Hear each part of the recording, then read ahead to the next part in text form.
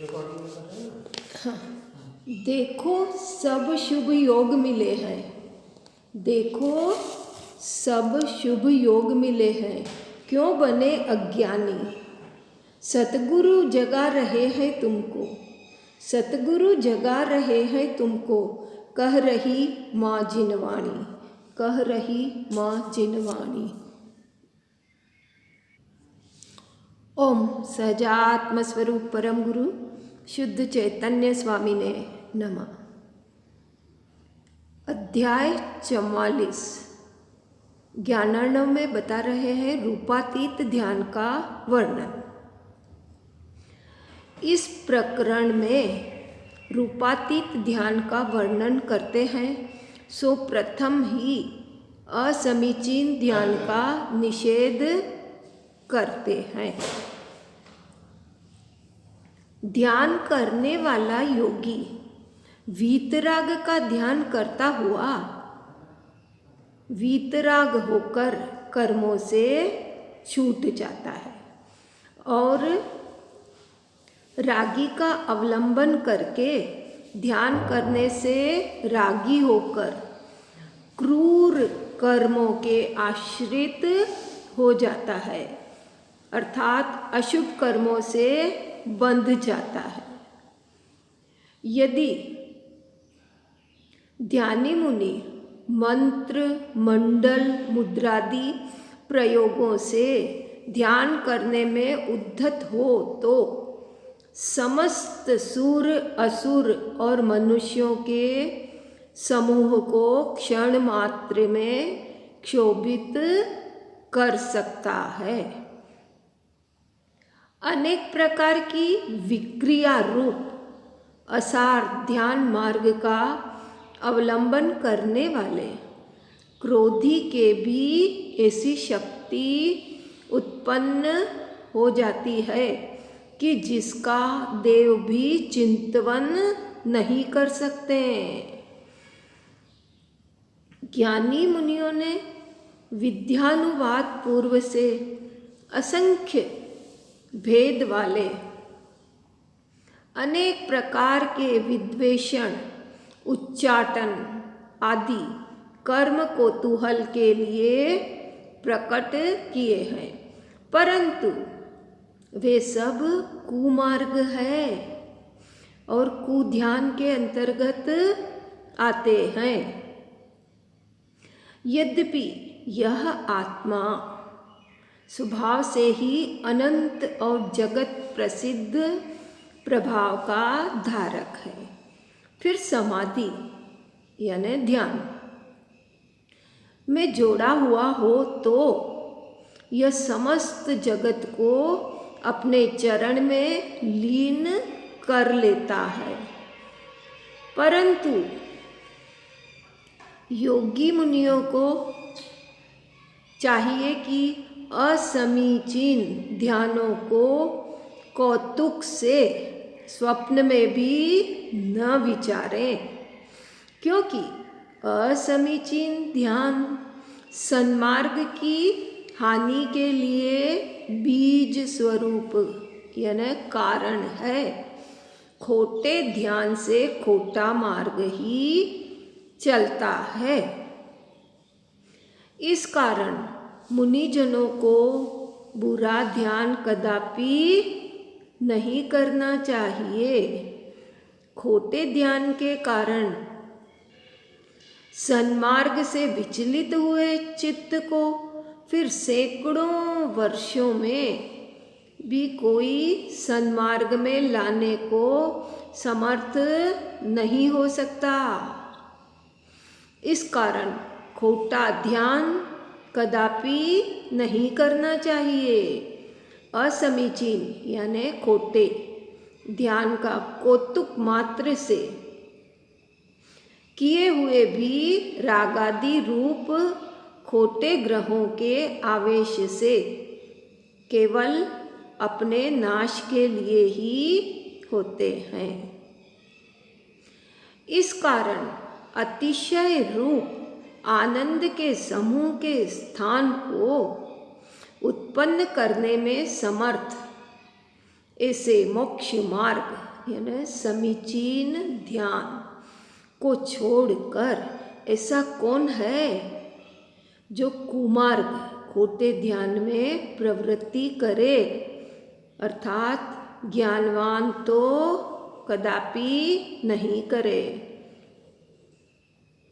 जो पुरुष खोटे ध्यान के उत्कृष्ट प्रपंचों का विस्तार करने में चतुर है, वे इस लोक में राग रूप अग्नि से प्रज्वलित होकर मुद्रा, मंडल, यंत्र, मंत्र आदि साधनों के द्वारा काम क्रोध से वशीभूत कुदेवों का आदर से आराधन करते हैं।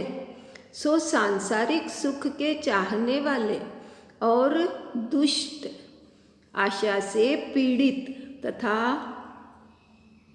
भोगों की पीड़ा से वंचित होकर वे नरक में पड़ते हैं।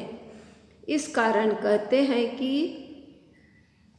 वही बुद्धिमानों को ध्यान करने योग्य है और वही अनुष्ठान व चिंतन करने योग्य है, जो कि जीव और कर्मों के संबंध को दूर करने वाला ही हो, अर्थात जिस कार्य से कर्मों से मोक्ष हो वही कार्य करना योग्य है।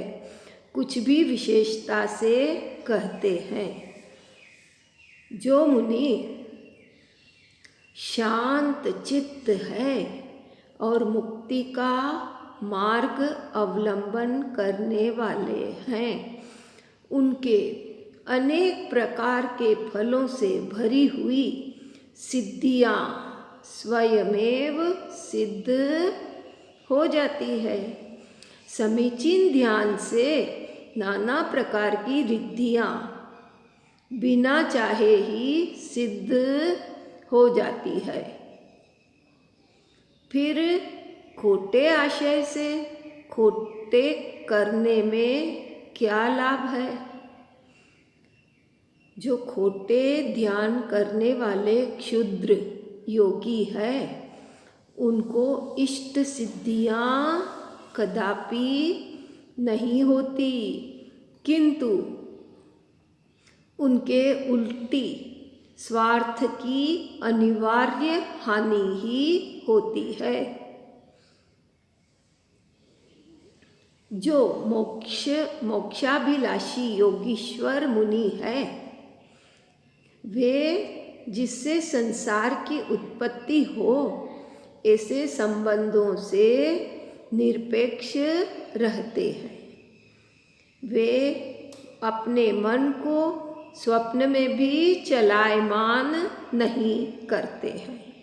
उनको किसी प्रकार की रिद्धि प्राप्त हो, कोई देवता आकर उनकी महिमा करे तथा किसी को रिद्धिवान देखे तो भी वे मोक्ष मार्ग से कदापि अपने मन को च्युत नहीं करते। अब रूपातीत ध्यान का वर्णन करते हैं। इसके पश्चात रूप में स्थिरीभूत है चित्त जिसका तथा नष्ट हो गए हैं विब्रह्म जिसके, ऐसा ध्यानी रूपातीत ध्यान में अमूर्त अजन्मा इंद्रियों से अगोचर ऐसे परमात्मा के ध्यान का प्रारंभ करता है। जिस ध्यान में ध्यानी मुनि चिदानंदमय शुद्ध अमूर्त परमाक्षर रूप आत्मा को आत्मा से ही स्मरण करे अर्थात ध्यावे, सो रूपातीत ध्यान माना गया है। योगीश्वर चित्त के आकुलता रहित होने अर्थात क्षोभ रहित होने को ही ध्यान कहते हैं।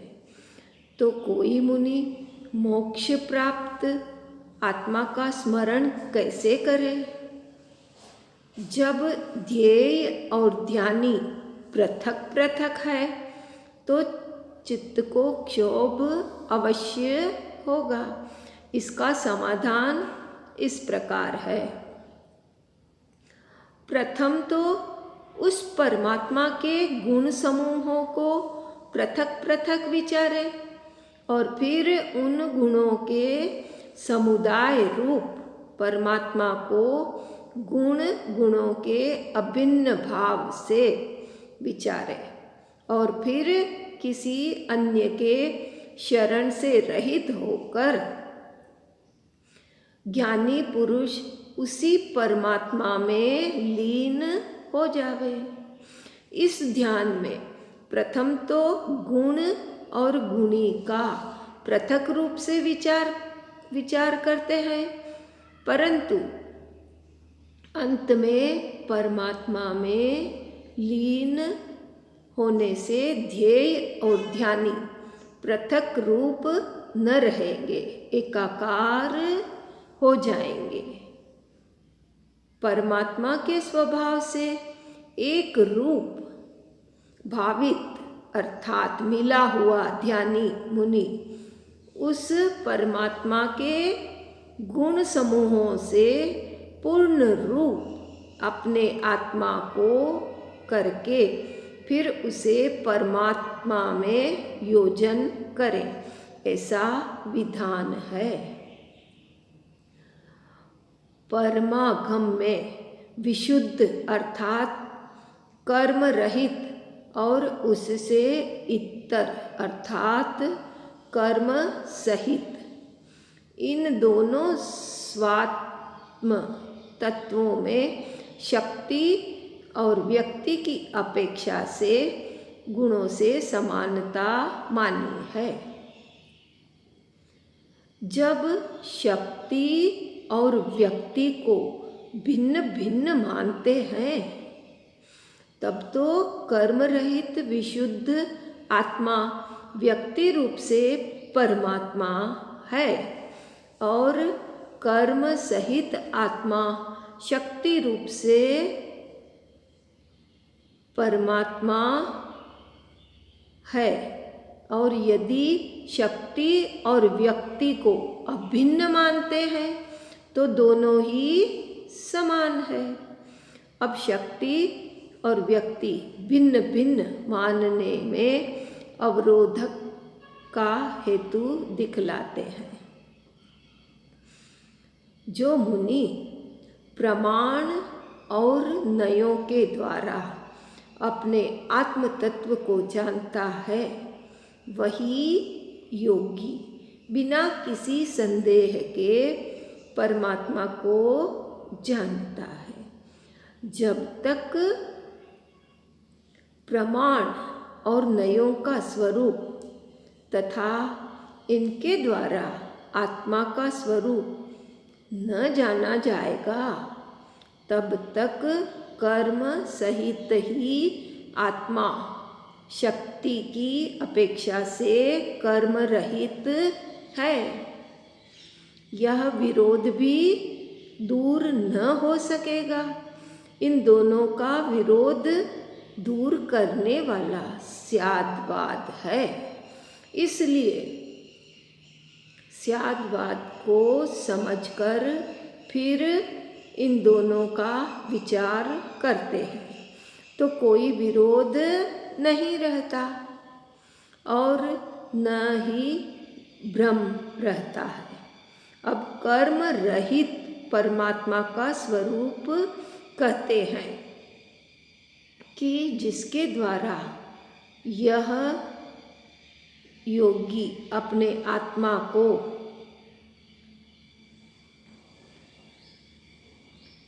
रूपातीत ध्यान में चिंतवन करें। आकाश के आकार अर्थात अमूर्त अनाकार अर्थात पुद्गल के आकार से रहित निष्पन्न अर्थात फिर जिसमें किसी प्रकार की हीनादिकता न हो, शांत अर्थात क्षोभ रहित, अच्युत अर्थात जो अपने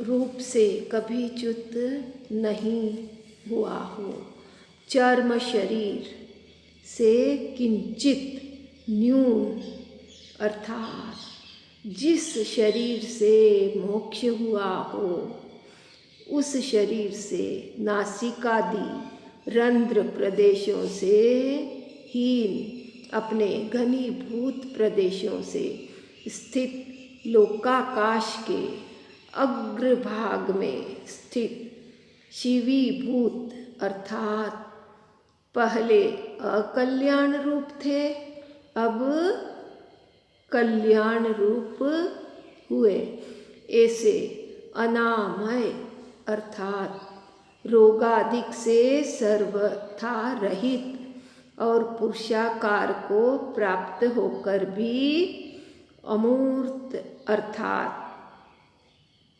आकार तो पुरुष का है, परंतु तो भी उसमें रूप रस गंध स्पर्शादिक नहीं है।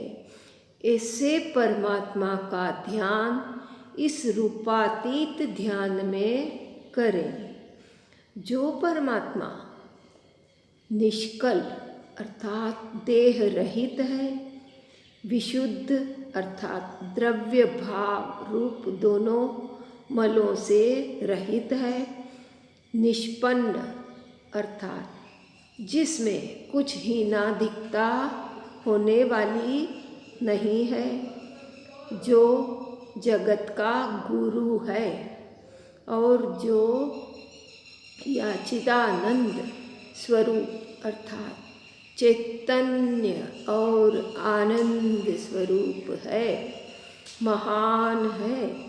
ऐसे परमात्मा के पुरुषाकृति अर्थात पुरुष का आकार कैसे हो सकता है, इसका समाधान कर रहे हैं।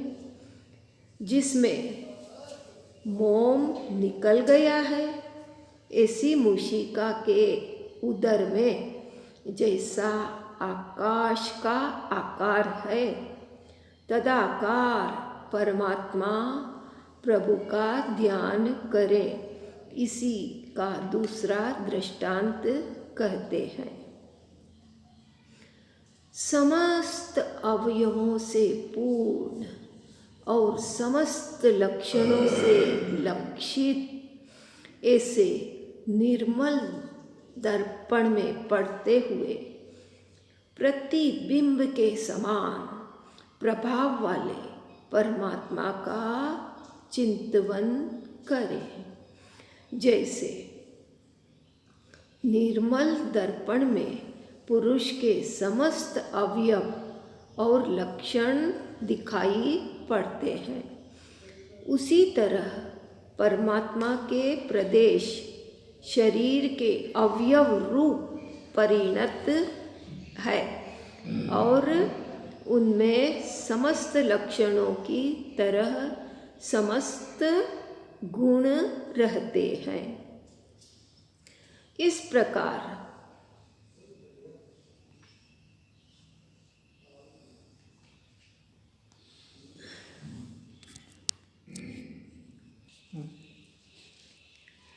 जिसके निरंतर अभ्यास के वश से निश्चय हो गया है, ऐसा ध्यानी स्वप्नादिक अवस्था में भी उसी परमात्मा को प्रत्यक्ष देखता है। दृढ़ अभ्यास से स्वप्नादिक में भी परमात्मा ही दिखाई पड़ता है।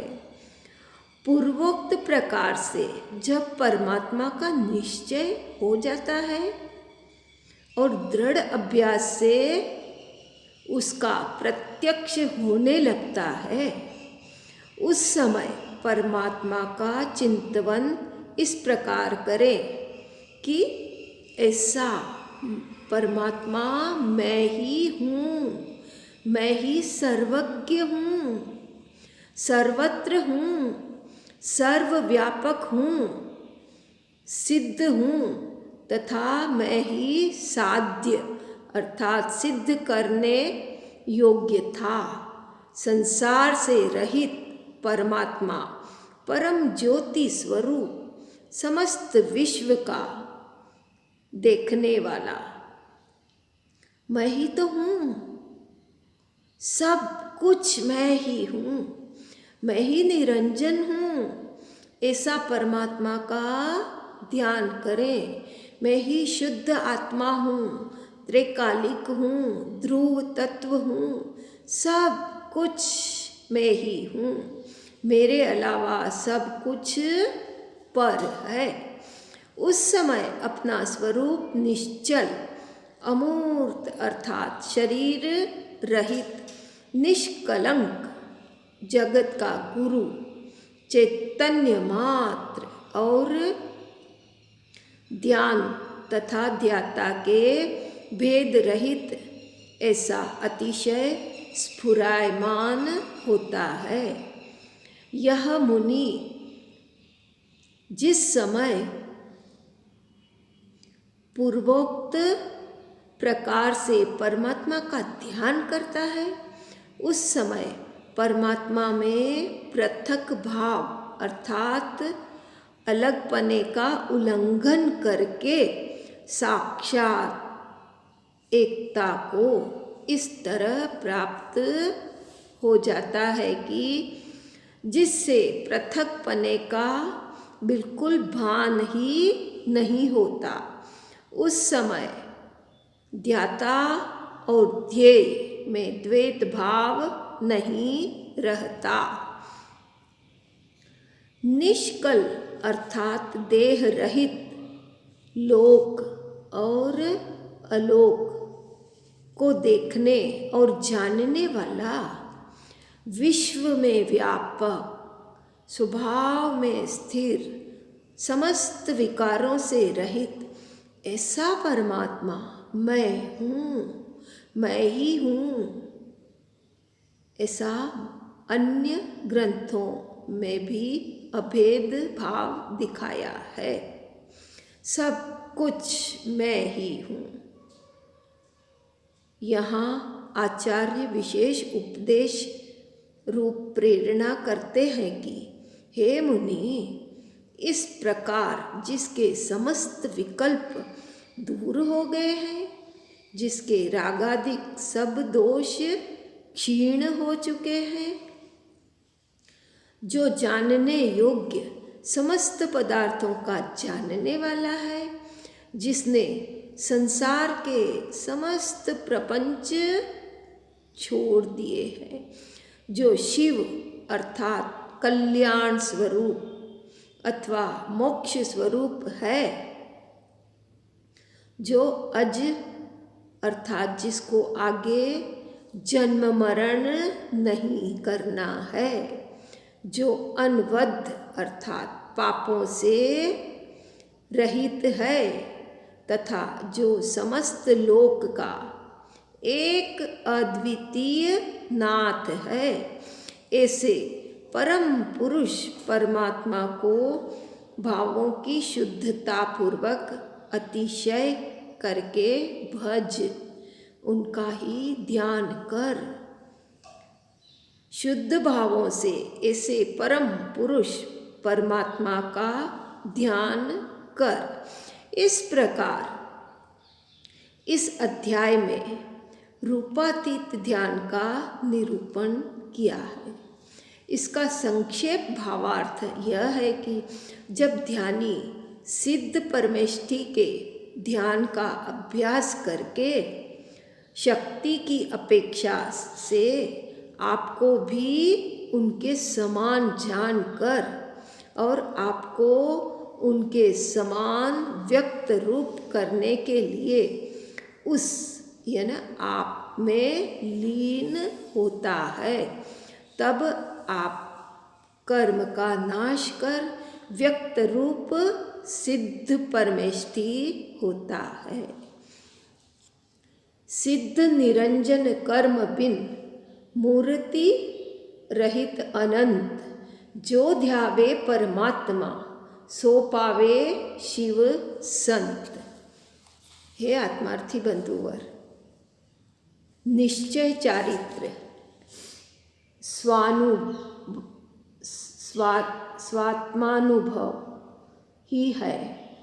वास्तव में आप ही साधन है, यानी स्वयं ही साधन है और स्वयं ही साध्य है। स्वयं से ही आत्मा यानी स्वयं ही पवित्र होता है। स्वयं से ही पवित्र होता है। यह आत्मा में ही आत्मा के द्वारा स्वयमेव अनुभव किया जाता है। जो कोई भव्य जीव, हे आत्मन, जो कोई भव्य जीव भयानक संसार रूपी महासमुद्र से निकलना चाहते हैं, उन्हें उचित है कि कर्म रूपी ईंधन को जलाने के लिए अपने शुद्ध आत्मा का ध्यान करें, यानी अपने स्वरूप का, शुद्ध स्वरूप का ध्यान करें। रूपातीत